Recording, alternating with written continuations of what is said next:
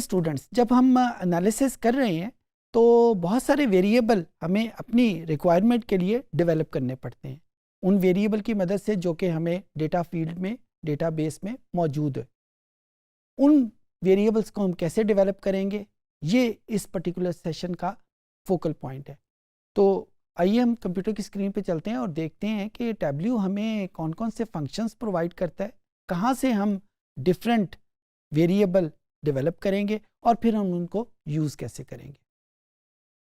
ये मेरे पास टैब्ल्यू का इंटरफेस मौजूद है और यहाँ पे मैं वही सैम्पल फाइल यूज़ करूँगा जो हम अक्सर यूज़ करते आए हैं, सुपरस्टोर के नाम की। ये जिस तरह मैंने अभी थोड़ी देर पहले आपको बताया, मुख्तलिफ़ किस्म की कैलकुलेशंस हैं जो ग्राफ लेवल के ऊपर हमारे पास मौजूद हैं, वही हम इस पे करेंगे। मिसाल के तौर पे मैं एक ग्राफ बनाना चाहता हूँ जिसमें दोनों वेरिएबल मेजर्स हैं। अभी तक जो हमने ग्राफ डेवलप किए उसमें दोनों वेरिएबल हमारे पास मेजर्स के नहीं थे, बल्कि एक वेरिएबल डायमेंशन का और एक वेरिएबल मेजर्स का था। तो मैं यहाँ पे अब एक ग्राफ बनाता हूँ जिसमें दोनों वेरिएबल मेजर्स के हैं। यहाँ पे एक प्रॉफिट के नाम का, एक क्वांटिटी के नाम का है और एक मेरे पास प्रॉफिट के नाम का है। अब अगर आप इसको देखें तो ये जो ग्राफ में हमारे पास रिजल्टेंट आया वो सिर्फ एक पॉइंट है। तो अब मैं इस कैलकुलेशन को एग्रीगेट करना चाहता हूँ या कैलकुलेट करना चाहता हूँ इस ग्राफ को, कि जिसमें ये मेरे पास जो विजुअलाइजेशन आए वो कुछ वैल्यूज़ तो सामने आए, कुछ पॉइंट्स तो सामने आए। इसको जब मैं टैब्ल्यू में आसान लफ्ज़ों में ट्रांसलेट करूँगा तो मैं इन वेरिएबल्स की टाइप्स को चेंज करूँगा।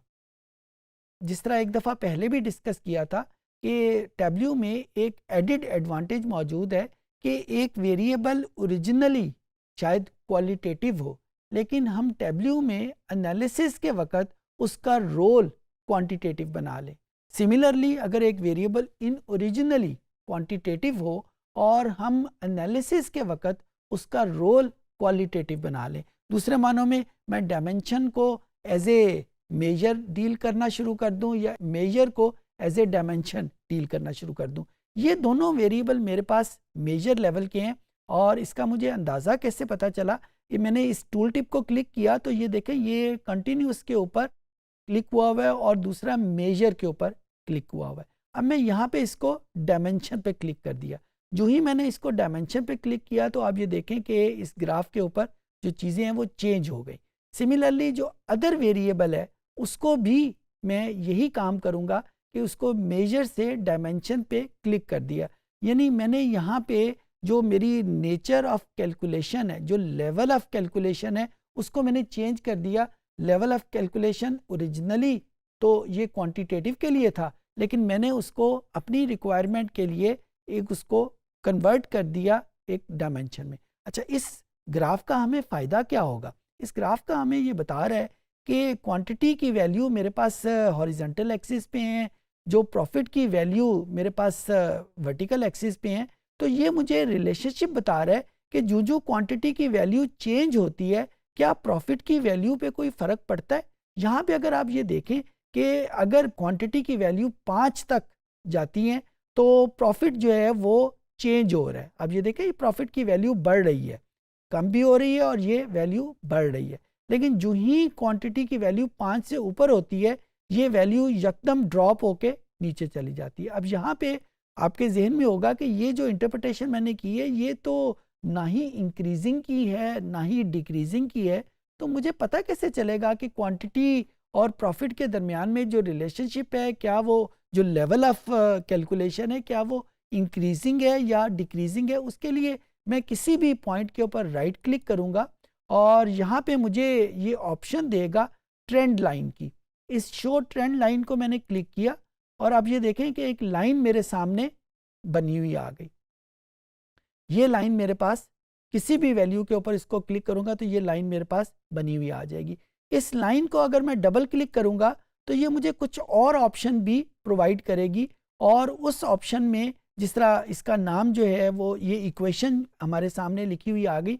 अगर आपको आर में जब हमने रिग्रेशन एनालिसिस किया था या एक्सेल में जब हमने रिग्रेशन एनालिसिस पैटर्न डेवलपमेंट किया था, तो वहाँ पे भी हमने कुछ ऐसी ही इक्वेशन डेवलप की थी। वही इक्वेशन यहाँ पे आपके सामने लिखी हुई आ गई। यहाँ पे वो इक्वेशन हमारे लिए कोई ख़ास फ़ायदेमंद नहीं है, लेकिन एक बात हमें ज़रूर बता देती है कि ये जो हमें तस्वीरें नज़र आ रही हैं, इन तस्वीरों के पीछे मेरे पास वही कैलकुलेशन मौजूद है। हाँ, हमें कैलकुलेशन नज़र नहीं आ रही। इस को मैंने फॉर्मेट किया तो लाइन को फॉर्मेट के हवाले से मेरे पास ये मुख्तलिफ ऑप्शन आ गई। अगर मैं इसको चेंज करना चाहूँ तो मैं इसको चेंज कर सकता हूँ, और यानी इसका कलर चेंज करना, इसकी वैल्यूज़ चेंज करना, ये सारी की सारी चीज़ें मेरे पास मौजूद है। ये मेरे पास जब ग्राफ मौजूद है, इन ग्राफ के ऊपर अगर मैं इस मार्क्स में लेबल के ऊपर क्लिक करता हूँ, ये देखिए जो ही मैं लेबल के ऊपर क्लिक किया, ये मेरे पास एक टूल टिप सामने ऑन होगी और इसमें शो मार्क लेबल्स, इसको मैंने क्लिक किया तो अब ये हर वैल्यू के ऊपर जो भी उसकी न्यूमेरिकल वैल्यू है वो मेरे सामने लिखी हुई आ गई। अच्छा, अब यहाँ से ये एक और लेवल ऑफ कैलकुलेटेड फील्ड है जिसका हम ग्राफ बना रहे हैं, ये और लेवल के ऊपर हमारे सामने नज़र आ गया। सिमिलरली अगर मैं इसको शिफ्ट करना चाहूँ, मुख्तलिफ सेगमेंट के रेफरेंस से इनको पार्टीशन करना चाहूँ, तो ये सेगमेंट को मैंने यहाँ पे क्लिक किया। ये बात आपको याद ही होगी कि जो टैब्ल्यू में ग्राफ हम बनाते हैं वो आमतौर पे होता दो वेरिएबल के दरमियान में है, लेकिन इस लेवल ऑफ कैलकुलेशन को हम चेंज कर सकते हैं using some other variable here in this particular area. इस सेगमेंट को अगर मैंने इस टूल टिप को क्लिक किया तो ये मुझे मुख्तलिफ ऑप्शन देगा। इस ऑप्शन में मैंने अगर कलर की ऑप्शन ऑफ की तो ये आप देखिए कि मुख्तलिफ डॉट्स के कलर जो हैं वो मुख्तलिफ हो गए। अब ये डिपेंड कर रहा है कि मुख्तलिफ जो सेगमेंट हैं उनके मुख्तलिफ रंग उसको आइडेंटिफाई कर दिया। इसी तरीके से अगर मैंने इसी सेगमेंट को यहाँ पे दोबारा क्लिक कर दिया और दोबारा यहाँ पे उसको लेबल के ऊपर क्लिक किया तो यहाँ पे वही पॉइंट्स जो मुझे न्यूमेरिकल नज़र आए थे अब वो सेगमेंट के पॉइंट्स बन गया आगे। यानी ये मुझे बता दिया है कि हर पॉइंट्स किस पर्टिकुलर सेगमेंट को शो कर रहा है। अब जो चीज़ आप नोट कर रहे हैं कि यहाँ पे मैंने इस पर्टिकुलर एरिया में जो वेरिएबल रख रहा हूँ उसकी वजह से ये ग्राफ उसी के मुताबिक चेंज हो रहा है। तो यहाँ पे इसी सेगमेंट को अगर मैं किसी तीसरी जगह पे रख के और उसको किसी और हवाले से किसी और कैरेक्टरिस्टिक से यूज़ करना चाहूँ वो भी कर सकता हूँ। अगर मैं इस वेरिएबल की बजाय प्रोडक्ट यानी उसकी सब कैटेगरी को यहाँ पे यूज़ कर लूँ, कैटेगरी को, और उसका रोल कोई और उसमें दे दूँ, उसको लेबल दे दूँ, तो अब यही पॉइंट्स जो हैं वो मुझे बता देंगे कंज्यूमर यानी उसका सेगमेंट कौन सा है, ऑफिस सप्लाई उसकी कैटेगरी कौन सी है। सो जितने भी वेरिएबल यहाँ पे आते जाएंगे उस हिसाब से इनकी लेवलिंग या उस हिसाब से इनकी रिप्रेजेंटेशन होती जाएगी। दूसरे मानों में जब हम डिफरेंट लेवल ऑफ कैलकुलेशन करते हैं, ये हमारे लेवल के ऊपर रिक्वायर्ड है कि हमें ग्राफ में किस किस्म की इंफॉर्मेशन चाहिए और किस किस्म की इंफॉर्मेशन हमें नहीं चाहिए। कुछ मरतबा वो वेरिएबल कैलकुलेट करके आएंगे जिस तरह हमने लास्ट सेशन में सीखे, और बाज़ औक़ात हम इसी ग्राफ में उनमें मुख्तलिफ फंक्शन अप्लाई करते हुए, मुख्तलिफ फीचर्स अप्लाई करते हुए हम इसको यहाँ पे चेंज भी कर सकते हैं। इस सेशन में हमने देखा कि हमारे पास गिवन डेटाबेस से हम नए वेरिएबल कैसे डेवलप करेंगे। उन नए वेरिएबल की ज़रूरत हमें उस वक्त आती है जब हम एनालिसिस में मुख्तलिफ डिफरेंट किस्म के सिनेरियोज़ डेवलप कर रहे होते हैं। बहुत सारे सिनेरियोज़ तो उन्हीं वेरिएबल की मदद से बन जाते हैं जो गिवन है, लेकिन बहुत सारे एनालिसिस ऐसे हैं जो जिनके लिए हमें नए वेरिएबल डिफ़ाइन करने पड़ते हैं।